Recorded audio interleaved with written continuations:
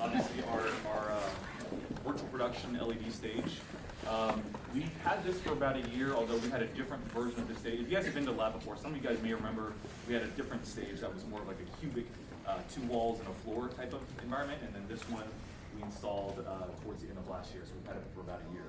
And the idea here is that it's not that, Verizon's not a studio, we're not here to create content for the sake of selling it to Netflix or Disney, but we have an entire media entertainment technology team that's wanting to understand how does connectivity, how does Verizon's networks, 5G networks, play a part in the future of production and broadcast workflows. So I'm gonna hand it over to Evan and talk a little bit about what this particular demo was and why it was meaningful to sort of build within the lab, or within our various labs that we have, and then how that sort of drives Verizon's thinking about the media entertainment sector as a whole. So this All right, Evan. Hey guys, Evan Pess is here. I'm the GM of Media Technology.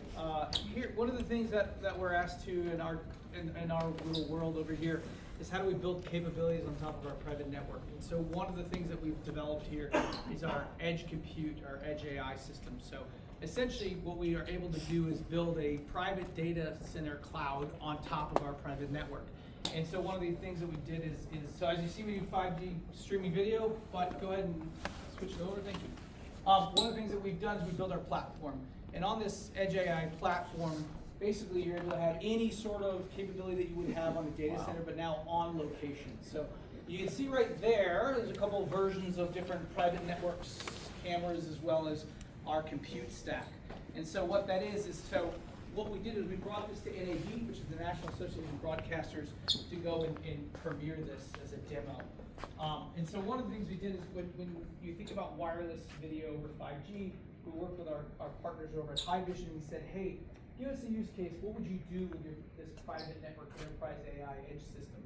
And they said, well, at the summer games, they had about 200 cameras on the Seine River in Paris, and essentially they had to deploy a whole bunch of infrastructure.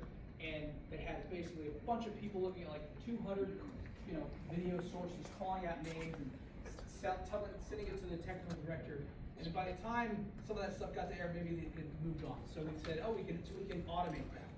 And so what we did is we took their hardware server and we made it a software-defined application. So we brought it onto our platform.